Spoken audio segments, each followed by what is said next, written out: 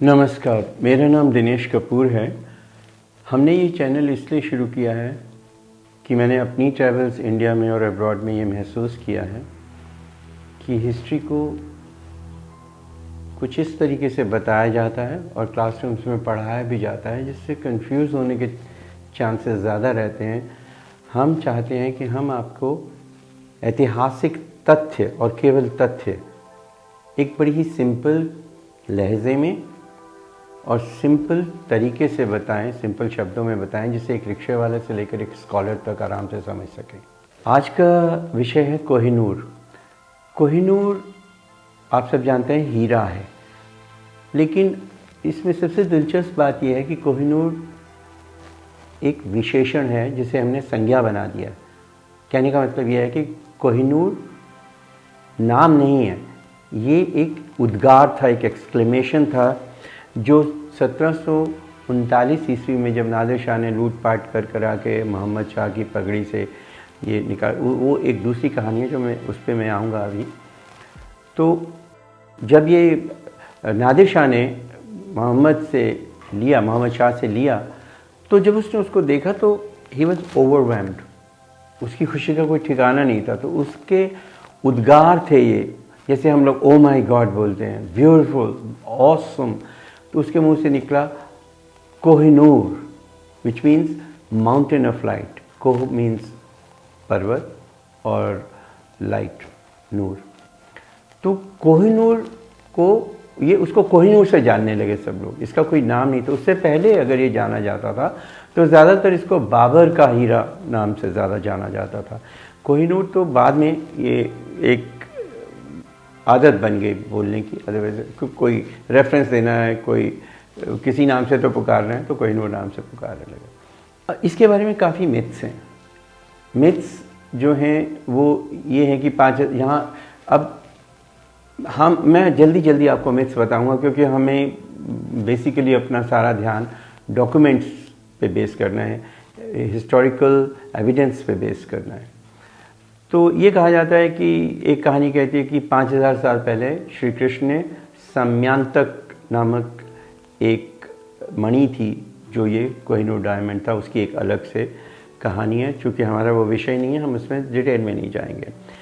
उसमें ये भी कहा जाता है कि गोलकुंडा की माइन से आया, विच इज़ जो शायद ठीक इसलिए नहीं है क्योंकि गोलकुंडा की माइंस में ये जो डायमंड की लेयर थी ये पाई गई थी 16वीं शताब्दी में, जबकि इसका हीरे का जिक्र इतिहास में तथ्यों के साथ 1526 में हो चुका था। फिर उसके बाद और भी कहा जाता था कि ये महानदी है जिसको टॉलमी ने 60 से 90 ईस्वी में डायमंड रिवर के नाम से कहा था, कि वहाँ से बहुत सारे डायमंड निकले थे। बहरहाल जो हमें इसका जो पहला एक ऐतिहासिक रूप से जो वर्णन मिलता है वो मिलता है 1526 में। 1526 में इसका जिक्र बाबरनामा में भी आया है। बाबरनामा में बाबर ने ये भी लिखा है कि खिलजी डायनेस्टी में 1296 से शुरू हुई थी, अलाउद्दीन खिलजी ने इस डायमंड को पाया था। जब 1295 में उसने मालवा को जीता तो मालवा के राजा ने के लूटपाट होती थी, ये तो सभी को पता है, लूट के लिए जाते थे ये लोग। तो वहाँ से लूट के साथ ये और जवाहरात और दौलत के साथ साथ ये कोहिनूर का हीरा भी उसमें आया था। दूसरी एक उसमें जो बात लिखी है बाबरनामा में वो ये है कि सुल्तान खिलजी ने 1 साल के बाद जब ये ले आया वो, तो अपने अंकल जलालुद्दीन को उसने मार डाला और उसके बाद वो खुद सुल्तान बन गया और उसके पास ये हीरा रहा। एक और भी है इसकी कि सुल्तान बनने के 1 साल के बाद गुजरात को विजय करने के बाद अलाउद्दीन खिलजी इस हीरे को वहाँ से लेके आया as a spoils of war.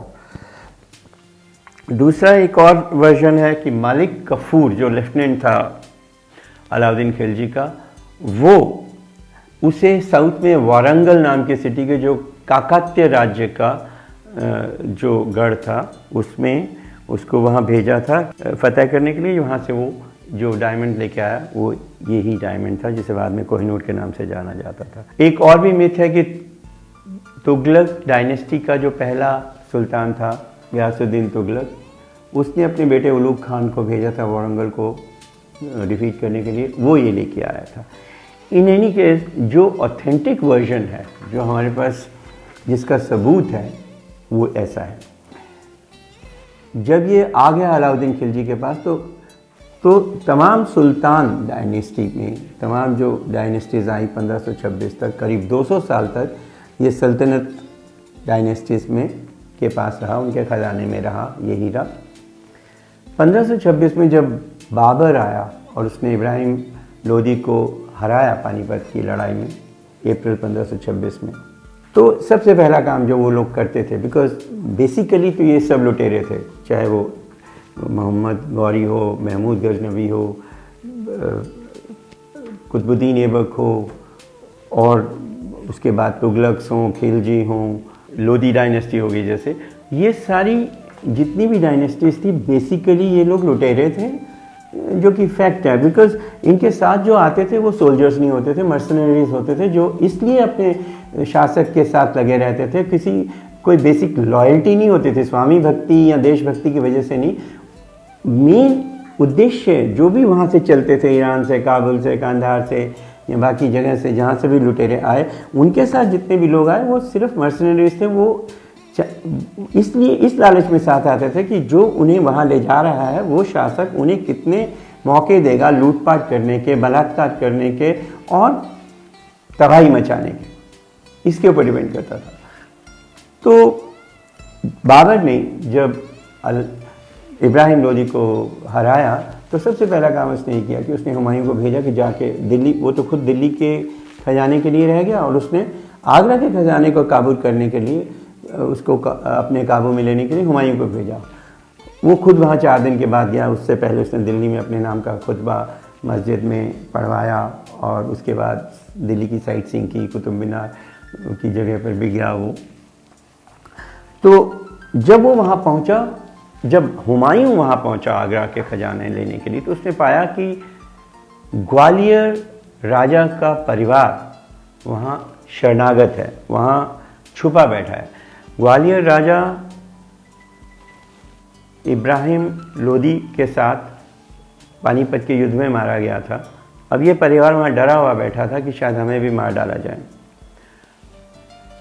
अभय दान दिया उनको हुमायूं ने, उनको अपने संरक्षण में लिया और उन्हें तसल्ली दी कि कुछ नहीं होगा। इन ग्रैटिट्यूड, उस कृतज्ञता के अधीन उनकी जो राजमाता थी, उन्होंने एक डिब्बे में बंद उन्हें कोई एक भेंट दी, जिसे खोला तो ये हीरा दिखाई दिया। ये पहली बार थी कि इतिहास में इसका उल्लेख हो रहा था। वो जो हीरा था वो यही कोहिनूर हीरा था और तब तक उसका नाम कोहिनूर नहीं था। और जब बाबर आया तो हुमायूं ने अपने पिता को वो हीरा दिया और बाबर ने उसको देखा, उसका निरीक्षण किया और ये कहते हुए हुमायूं को वापस कर दिया कि इससे सारे विश्व को 2.5 दिन तक खाना खिलाया जा सकता है। एग्जेजरेशंस होती हैं, बढ़ा चढ़ा कर कहा ही जाता है जब कोई अच्छी चीज़ होती है तो लेकिन बाबर ने हुमायूं को ये दे दिया। और जब वो 1530 ईस्वी में मरा तो हुमायूं सत्ता में आया और अगले 10 साल 1530 से 1540 तक उसने शासन किया। उस शासनकाल में उसने अब जो जीते हुए थे बाबर के प्रोविंसेस, उनको सुदृढ़ करने के बजाय और जीतने की मुहिम शुरू की, जिसमें वो सफल भी रहता था। लेकिन बाद में चूंकि जीते हुए किले दोबारा से विजिट कर लेते थे, जब वो अगला किला जीतने जाता था तो वो एक असफल भी रहा। एंड फिर उसके बाद शेरशाह सूरी आया और उसने हुमायूं को खदेड़ दिया। हुमायूं पहले गया लाहौर शरणागत के रूप में, वहाँ से गया सिंध और फिर ईरान। बीवी बच्चों को वो छोड़ गया जल्दबाजी में, लेकिन ये हीरा मत ले जाना नहीं भूला। वहाँ पहुँचकर हुमायूं ने शाह तमास्क को, ईरान के शाह को, अपने संरक्षण के एवज में वो हीरा पेश किया। शाह तमाश में ले लिया। उसको अच्छा भी लगा पर ख़ास अच्छा नहीं लगा, जो कि एक फैक्ट था, एक तथ्य था जो बाद में वहाँ तक भी कहा गया जब वो इंग्लैंड पहुँच गया था कि हीरा ठीक है, कीमती है, बहुत मशहूर है, ये है वो है, और उसके साथ और भी काफ़ी कहानियाँ थी जो मैं अभी आपको बताऊँगा, लेकिन दिखने में अच्छा नहीं था। तो शाह तमाश ने उसको भेजा अहमदनगर के शाह निज़ाम को एक उपहार स्वरूप। वहाँ पर ये रहा करीब 1600 ईस्वी तक। जब अकबर ने अहमदनगर को विजित किया, उसको जीता, तो स्पॉइल्स ऑफ वॉर के साथ साथ, बूटी के साथ साथ जो खजाना देते हैं, जो नियम था कि जीतने वाला खजाना लेके जाएगा, ये हीरा दोबारा से मुग़ल खजाने में फिर से आ गया। अकबर पूरी मुग़ल डायनेस्टी के दौरान ये शाही ख़जाने में रहा। हुमायूं इसको ईरान ले गया था, उसका बेटा अकबर उसको वापस ले आया। फिर उसके बाद ये अकबर के बाद जहांगीर, फिर शाहजहां और फिर औरंगज़ेब 1707 में चल बसा और उसके बाद मुग़ल डायनेस्टी क्षीण होने लगी। तो करीब 1707 से लेकर 1857 तक करीब 20 छोटे मोटे राजा आए, जिसमें से सबसे ज़्यादा जो देर जिसने रूल किया वो था मोहम्मद शाह, जिसने 1719 से 1748 तक राज किया। नादिर शाह को पता चला, जैसे बाबर को पता चला था जब वो पानीपत की लड़ाई लड़ने आया था लोधी से, इब्राहिम लोधी से, तब भी राजनीतिक स्थिति डामाडोल थी, अब भी राजनीतिक स्थिति डामाडोल थी। तो नादिर शाह आया और 1739 में उसने यहाँ आके दिल्ली में कत्लेआम किया, लूटपाट की, आगरा वगैरह का सारा खजाना लूटा दिल्ली का। कहते हैं कि इतना खजाना, उसमें वो पीकॉक थ्रोन जो तख्ते था उस चीज़ को बोलते थे, जो स्टडेड था एमरेल्ड्स, डायमंड्स वगैरह से, मोतियों से, और सॉलिड गोल्ड का बना हुआ था, वो भी ले गया, जो उसने बाद में पिघला के बेच दिया। What a shame. 1739 में वो अपने साथ इतने खजाने ले गया, इतना खजाना ले गया हाथी घोड़ों पे लाद के, कि उसने अपने ईरान पहुंचने से पहले ही अनाउंस कर दिया कि अगले 3 साल तक कोई कर लागू नहीं किया जाएगा उनके प्रजा पे। क्यों ना ले जाता वो इतना सारा खजाना? क्योंकि ये पिछली 6 पीढ़ियों का मुग़ल डायनेस्टी की 6 पीढ़ियों का इकट्ठा किया हुआ था। और कहते हैं कि इतना ज़्यादा था शाहजहां के ज़माने तक तो, कि अगर शाहजहां के सारे खजांची मिलकर उसका खजाना गिनने बैठते तो 15 साल लगते। उसके बाद जब वो वापस चला गया, तो ये बात थी 1739 की। 1747 में वो अपने ही कमांडर अहमद खान अब्दाली के हाथों मारा गया। अहमद खान वापस चला गया कांधार अफ़गानिस्तान में, और वहाँ पर उसे शाह चुन लिया गया, और उसने एक नया टाइटल लिया, Durre Durrani, which means pearl of pearls. मैं इसको जल्दी से थोड़ा सा पढ़ना चाहूँगा, क्योंकि इसके बाद जो हुआ वो भाइयों की षड्यंत्र थे, एक दूसरे को मारना, फिर बनना, फिर बन के फिर निकलना, फिर भाई को मारना।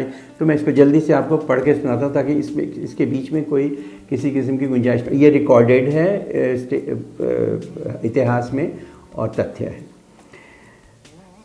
अहमद खान अब्दाली ने अपना empire second largest Muslim empire के रूप में विकसित किया। उसका बेटा तैमूर शाह उसके मरने के बाद 1776 में काबुल वापस चला गया। वो 1793 में मरा, और उसका 5वां पुत्र ज़मन सत्ता पर बैठा, ज़मन शाह को उसके भाई महमूद शाह ने अंधा करके बंदी बना लिया। कोहिनूर ज़मन शाह के पास ही था। उसने हीरा जेल की दीवार में चिनवा दिया और उस पर प्लास्टर चढ़वा दिया। हालांकि ये बात बड़ी अजीब सी लगती है कि खुद एक अंधे इंसान ने ये सब कैसे किया होगा, और क्या कारागार में उसको देखा नहीं होगा किसी ने, और अगर किसी से करवाया तो क्या वो बोल नहीं देगा कि साहब आपका बंदी तो ऐसे काम कर रहे हैं वहाँ पर? खैर, लेकिन ये किया उसने। अब क्या हुआ कि महमूद शाह को उसके दूसरे भाई शाह शुजा ने 1803 में सत्ता से हटा दिया और बंदी बना लिया। उसने 1809 तक राज किया। फिर अपने भाई जमन के साथ मिलकर उसने चालाकी से वो हीरा जेल में से हथिया लिया। अब महमूद शाह किसी तरह से कैद से भाग निकला और उसने शाह शुजा से 1810 में सत्ता छीन ली।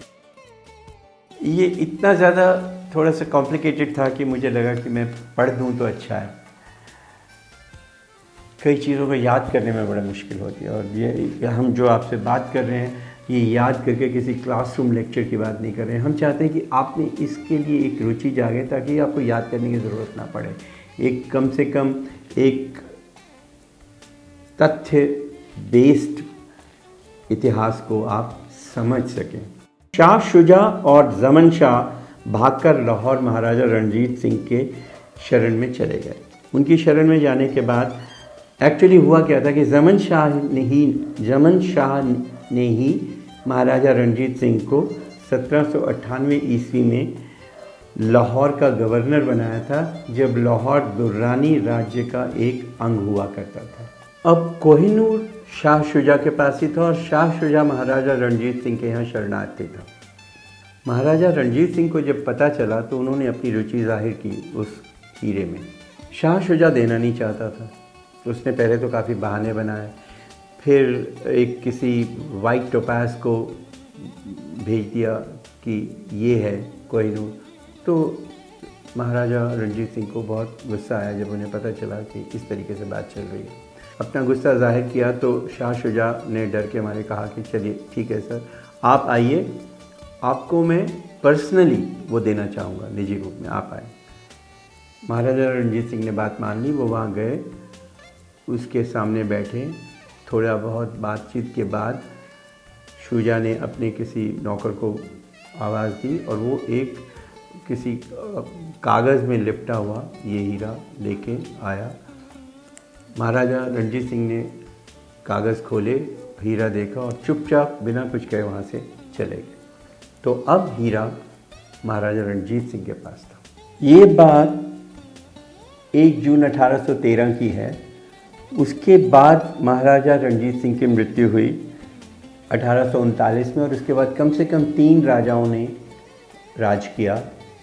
और फिर उसके बाद आए महाराजा दिलीप सिंह जो माइनर थे, अर्ली टीन्स में थे, और उनके शासनकाल में 2 लड़ाइयाँ लड़ी गईं, पर अंत में पंजाब को ब्रिटिश साम्राज्य में विलय होना पड़ा और 29 मार्च 1849 में ईस्ट इंडिया कंपनी का झंडा लाहौर के किले पर लहराया। जो ट्रीटी ऑफ लाहौर थी उसको रेटिफाई किया लॉर्ड डलहौजी ने। लॉर्ड डलहौजी बहुत ज़्यादा इंटरेस्टेड थे इस हीरे में।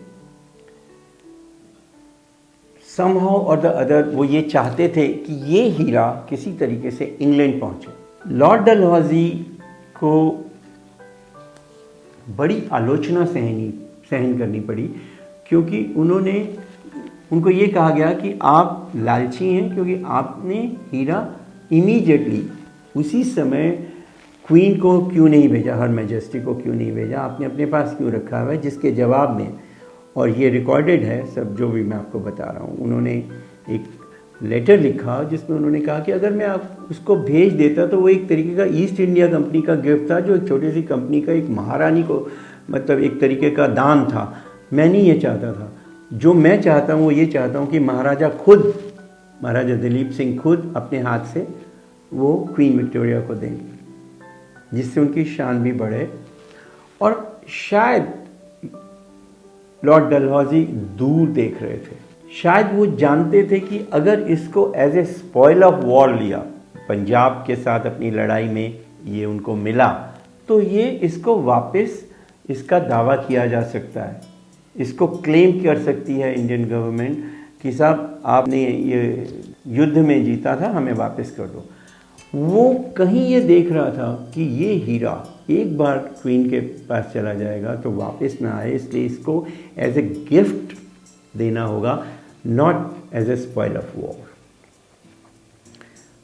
उन्होंने एक डॉक्टर लॉगिन थे, उनके सपोर्ट किया हीरा।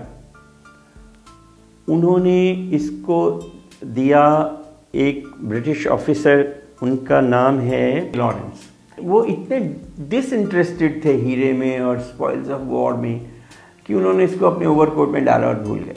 करीब 6 हफ्ते तक वो उनके पास रहा और वो भूल गए। उसके बाद जब रिमाइंडर आया इंग्लैंड से कि उसको भेजा जाए, तो लॉर्ड डलहौजी ने लॉगिन से पूछा, लॉगिन ने लॉरेंस से पूछा। लॉरेंस का माथा ठनका, अरे बाप रे, कहाँ गया वो? घर आए उन्होंने अपने नौकर को बुलाया और बोला, और बड़ा एक शांत कंपोजर रखा ताकि ये ना लगे कि वो द्वेलित हैं। उसको बोला कि ऐसे ऐसे करके मेरा एक वो है ड्रेस है, वो लेके आओ। वो लेके आया और उन्होंने राहत की बहुत बड़ी सांस ली होगी जब उन्होंने देखा कि वो उसकी जेब में वो हीरा पड़ा हुआ है। अब हीरे को इंग्लैंड भेजने की प्रक्रिया शुरू हुई। पहले चरण में हीरे को लाहौर से बम्बई भेजना था। उन दिनों बम्बई कहलाता था, जो आज मुंबई है, जो अपने आप में बहुत ही खतरनाक काम इसलिए था क्योंकि रास्ता लुटेरों, डाकुओं, गिरोह वालों से और ठगों से भरा हुआ था।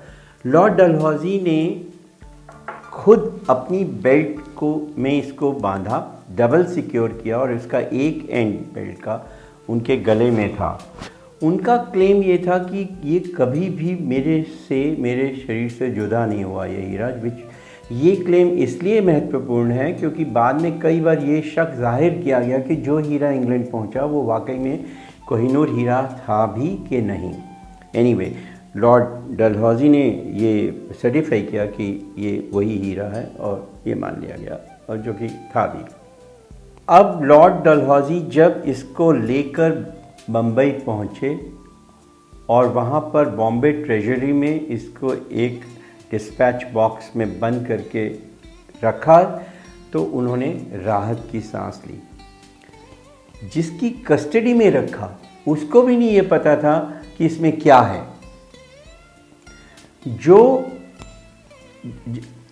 मैं नाम पढ़ दूँ, ब्रिटिश नेम्स हैं तो करेक्ट पढ़ना ठीक रहेगा। जो शिप को आना था, जिस जहाज़ से जाना था, उसमें अभी 2 महीने लगने वाले थे।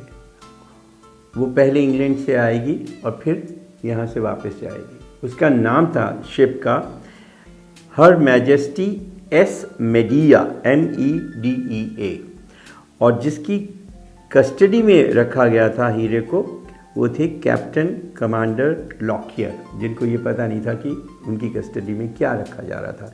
जो 2 लोग थे जिनको सिर्फ इसके बारे में पता था, उनके नाम हैं lieutenant colonel Mackeson and captain Ramsay.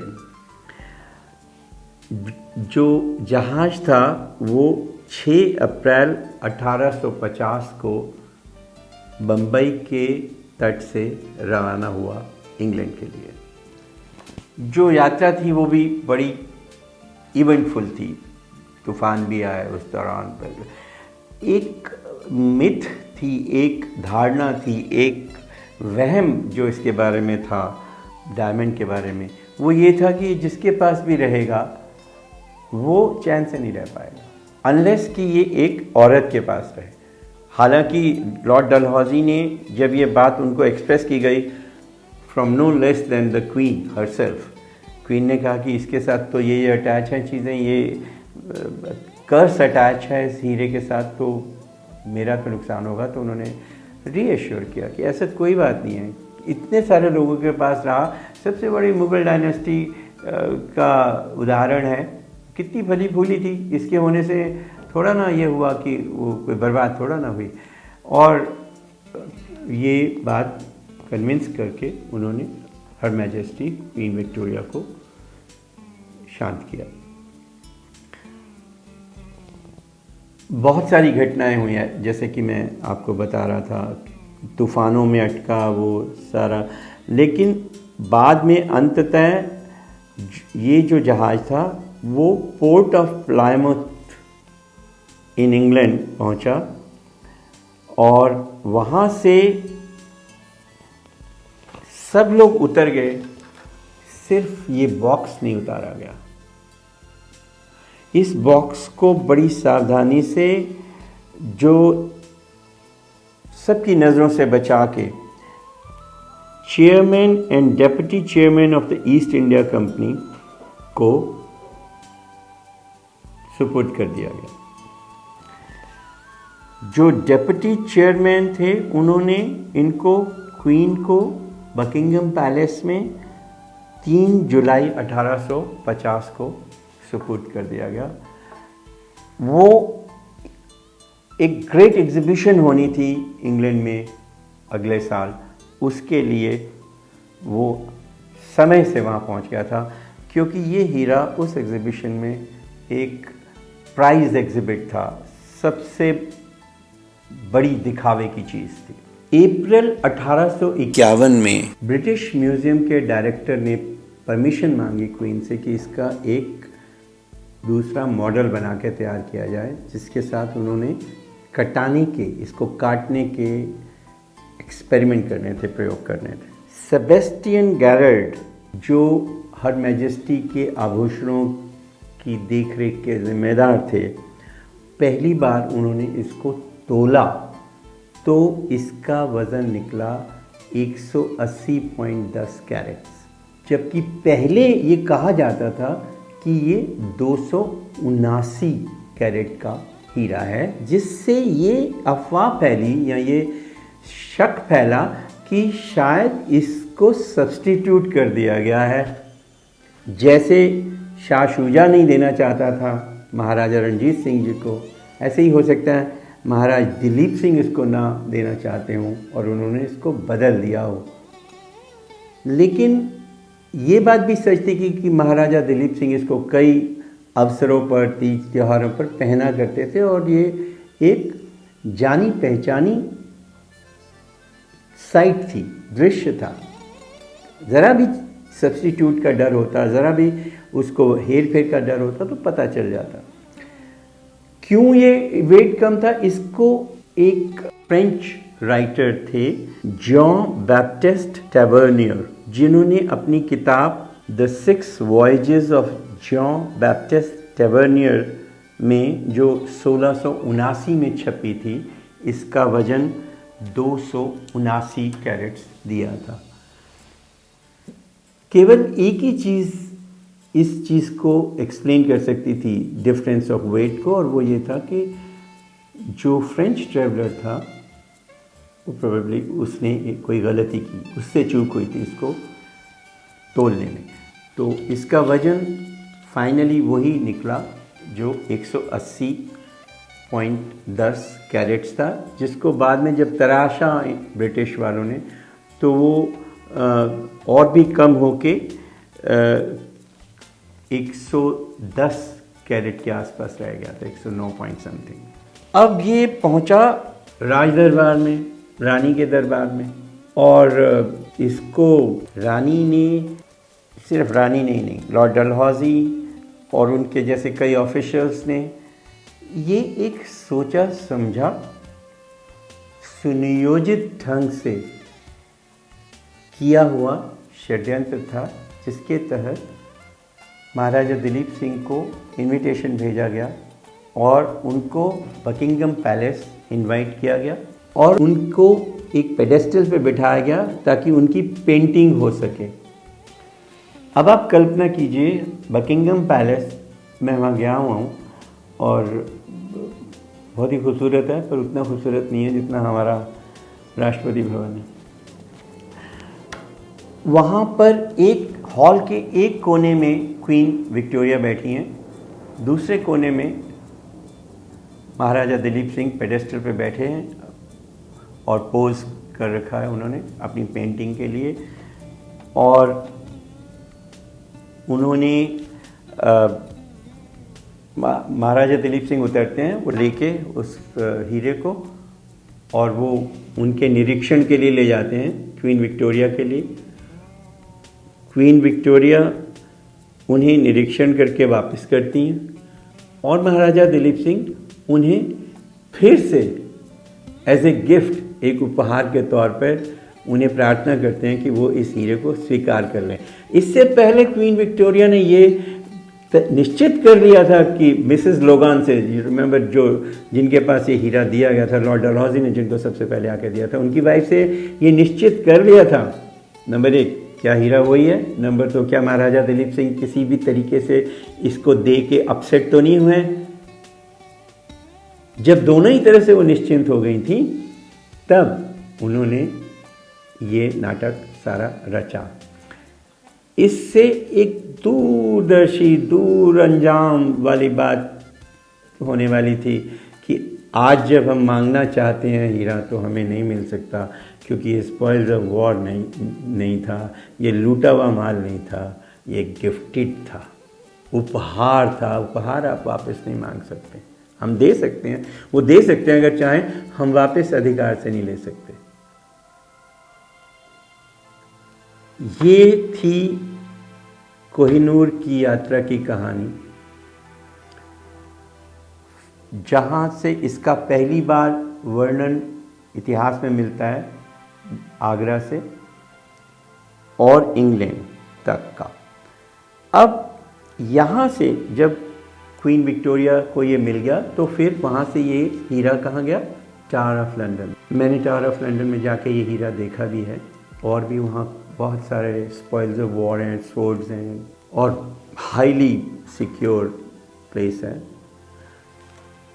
वहाँ से टावर ऑफ लंदन से कहते हैं कि एक बार कोई चीज़ टावर ऑफ लंदन में चली जाए तो फिर बाहर नहीं निकलती। हालांकि 2-3 मौक़ों पर, 2-3 अवसरों पर क्वीन ने ये हीरा अपने बड़ी सेलिब्रेशंस के दौरान अपने क्राउन में, अपने मुकुट में लगाया था। तो ये अब वहाँ टावर ऑफ लंदन में है। हम कहते रहते हैं हमें हमारा कोहिनूर, हमें हमारा हीरा वापस कर दो, पर शायद आसान नहीं है। धन्यवाद। मुझे आशा है कि आपको ये पसंद आया होगा, क्योंकि ये तथ्यों पे बेस्ड है, इसमें कोई डाला हुआ रोमांच नहीं है, ये सन्नाटा है और ये वो, इसमें कोई सुपरलेटिव्स नहीं है।